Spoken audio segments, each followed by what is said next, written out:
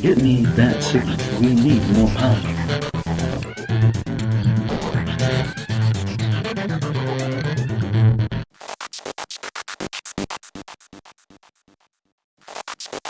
You know, when I first read the concept by itself, I, I thought it was crazy. I'm like, what? That sounds, I screwed face a little bit like, but then I saw, Rob Thomas and everybody is involved with it. I'm like, let me read the script, and I read the script, and I was blown away. I was blown away. So I understand before the show actually aired, when people just heard the concept alone, it was just like, I don't know about that. I'm like, yeah, I thought the same thing. I thought the same thing before I went in, and but obviously it's about the execution. The execution was so brilliant of it, and also the concept worked.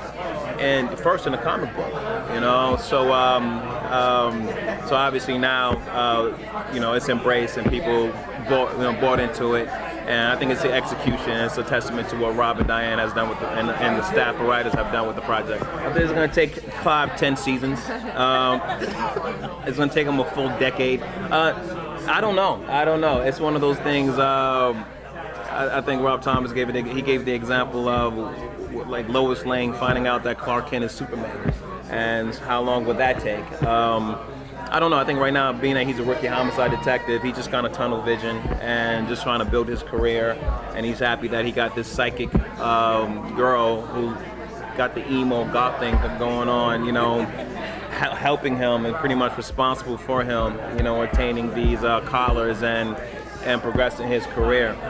But so I think it'll be a few years. Yeah, it was. I was a fan. I was a fan of. I have friends in The Walking Dead, so I watched that show. I watched like World War Z. There was Night of the Living Dead. I watched a few of them, but I never thought that I would be in it. I never watched those particular genre. Thank you, and thought, oh yeah. I never saw that, but I was a fan of it. I didn't dress up and do things like that, but I followed it and I watched it and I enjoyed it. I think so. I think they said they want to go into see what Clive's life is like outside of the precinct. See what he eats for breakfast. What he keeps in his closet. So I think that's going to be fun. Maybe his love life. Most detectives kind of know what they're doing from the get-go, and he has to learn something every episode. Every episode, there's something that Clive learns that he's better at doing, before, better than the last episode.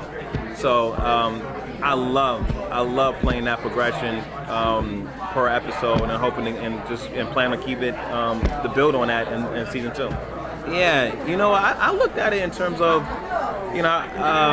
this one detective that I was talking to, he goes, when you do interrogations and you're investigating and things, especially interrogations, he goes, it's acting. He goes, we play characters. We kind of look at a person and we change our tones and mannerisms based upon that particular suspect.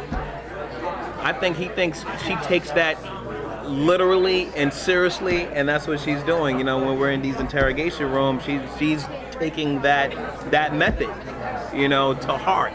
And so I think he looks at it as nothing more than that, and that's how he knows her. The first episode is his first time meeting her, and so for him, she's always been like that, or he probably thinks she's bipolar. I don't know.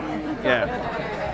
Blown away by it. I've never been on a show that was successful while the show is happening. It's like, I'm doing this show called Veronica Mars. What? It's on the CW. The what? And you're like, and then 5 years later, it's like, oh, I did this show Veronica Mars, and people are like, oh my god. And it's like, oh, okay, but happening, people liking it while it's happening is crazy and amazing. It's fantastic. It's super satisfying. I definitely would prefer being on a show people like to the other. Yeah, and the network is really into it, and so it's been great.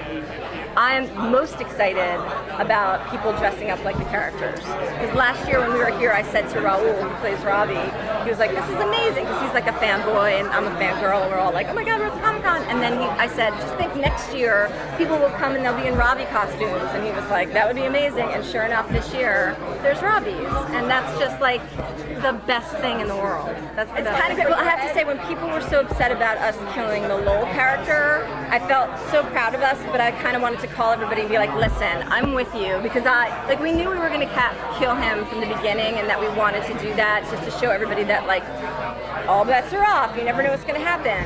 But then we cast him, and I was like, we're casting like the cute guy from Merlin, like, and then we're going to kill him? Like, can't we just keep him? It's like the puppy that you're fostering that you're like, but we've grown attached. Like, I knew that we had to do it, but he was just so endearing and delightful, and it was so heartbreaking. So I was upset, but then I was like, I love us. So it is kind of the dream, but I think if it was just people, I'd be okay. It's the direwolves. Like, as long as we don't break into, as long as there's no direwolves on the show, we should be okay with them. Oh my God, I have, like, by the way, I have 5 followers, so if you, I don't know how that works, but like, someone needs to follow me, because I'll be like, I'm tweeting gold. But I did. It's so funny. Buckley and Raul got so mad at me because I had taken a picture with the guys from Veronica Mars, and we were at a pool party, and they were shirtless and had my son on their shoulders, and I was like, I should tweet that, and I'd get 1 million followers. And it was right after Buckley said, like, we'll take a picture with you and tweet that, and I was like, oh, the one with Chris Lowell and Jason Doran without their shirt on, that'll make me. And they're like, thanks a lot. So anyway.